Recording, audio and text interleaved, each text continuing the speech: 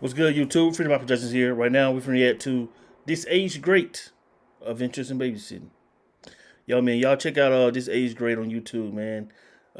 They do great videos, and he goes through a lot of old school videos and basically talk about how well they aged. And today he's doing Adventures in Babysitting. This is a classic. I am a '90s kid, so I did grow up watching a lot of '80s movies we had on cassette tapes, VHS tapes, and and one of them was Adventures in Babysitting, and I loved it growing up. So let's see how well it held up, and see what it this aged great.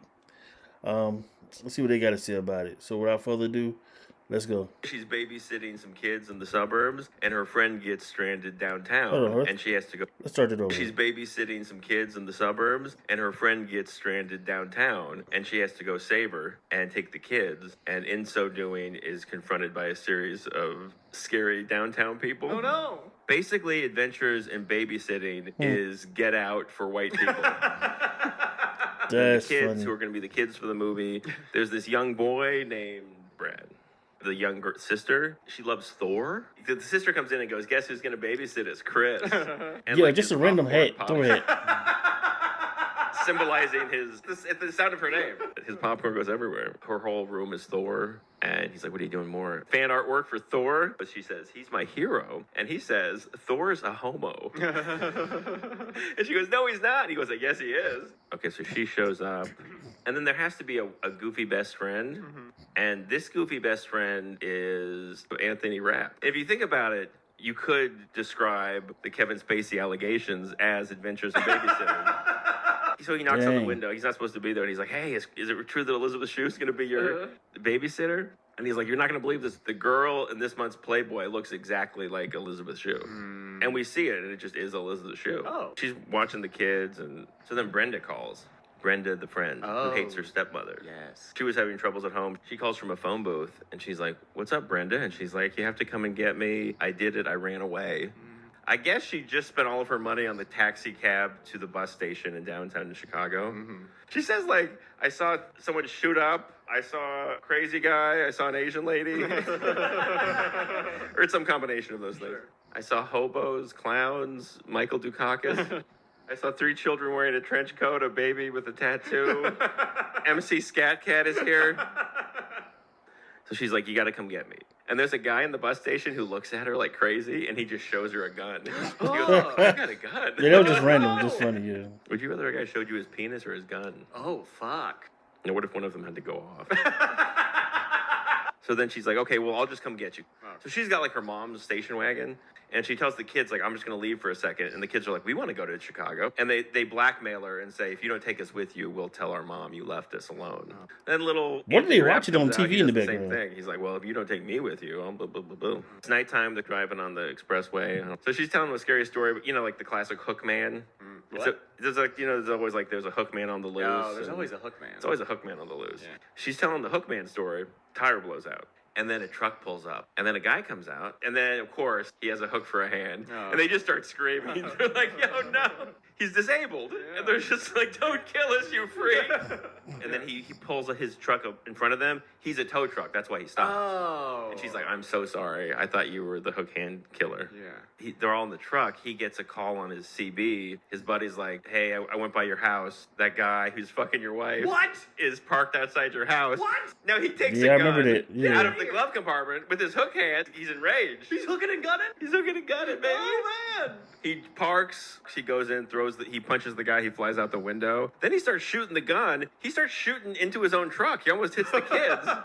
I guess to avoid getting shot, they run into cheating guy's car and lock the doors. Guy pops up from the front seat, and they're like, "Oh shit, it's a black guy."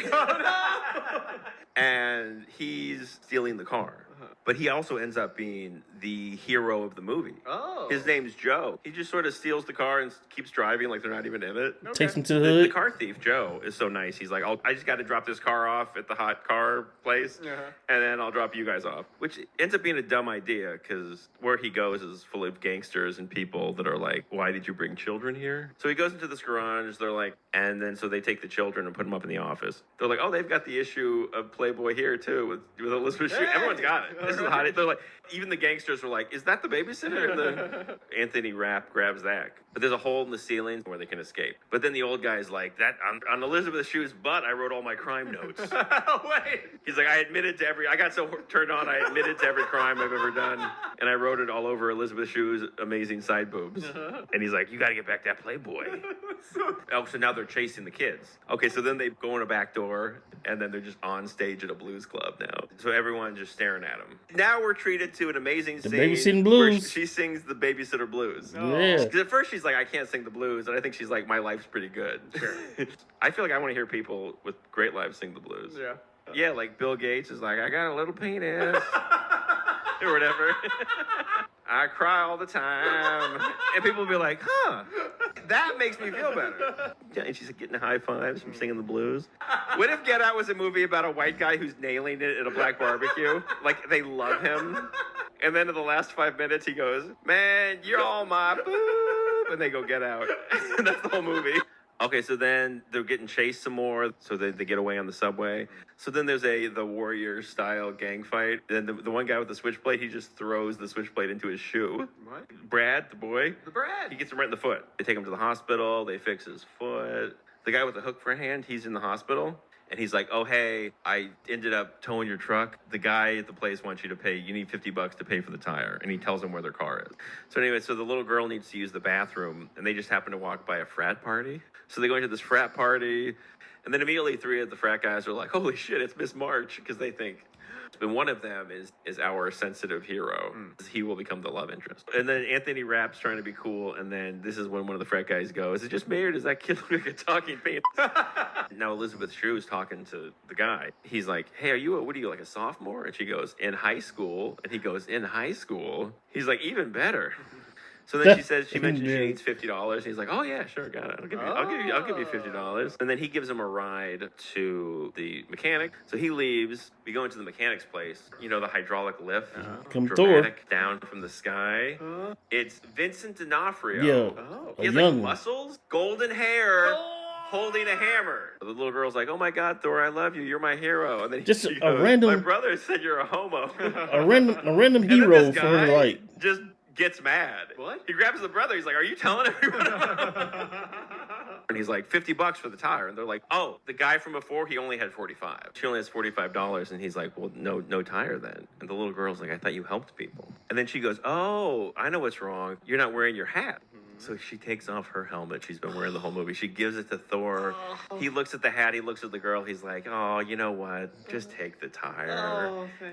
And the thing is, if you let the kindness of a child melt your heart, Yes. I mean, what a homo. The little girl wanders off to look at toys. The car thieves come up and they try to grab her. They happen to be downtown by the building where the parents are at having the party. So she runs up there. And then they go to the party. So they keep wandering around, almost getting seen by the parents, trying to avoid the bad guys. Then Joe comes up. Joe explains to them that they have the Playboy. They just want the Playboy. So then they give him the Playboy. Then the old guy comes up and he's like, give me the children. And then I think Joe punches the old guy. So Joe saves the day. They pick up Brenda. She'll never be the same again. Oh, and then they see the parents are coming home. They pass the parents. So now it's the Ferris Bueller, risky business. We got to beat the parents get home first, yeah. Clean everything up, go to your room, act normal. She jumps over the couch just in time. The parents walk in. She looks peaceful. And they're like, well, I hope the kids didn't give you too much trouble. She's like, well, let's just say Brenda has hepatitis C. Wink. And then she goes upstairs and she's like, they bought it. And then everyone upstairs, the kids are all upstairs, and she's like, I have secrets with children.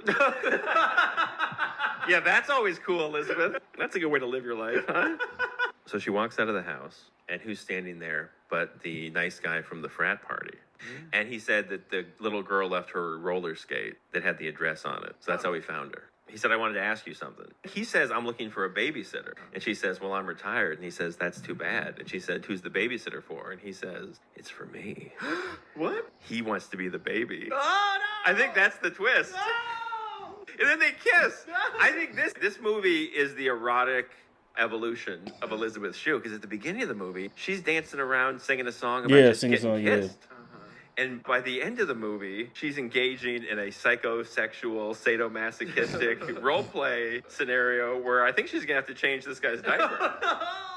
This guy kind of has Christian Grey vibes. So imagine 50 Shades of Grey, but he's a baby. Stupid. I exercise control in all things, Miss Steele, except my Pampers.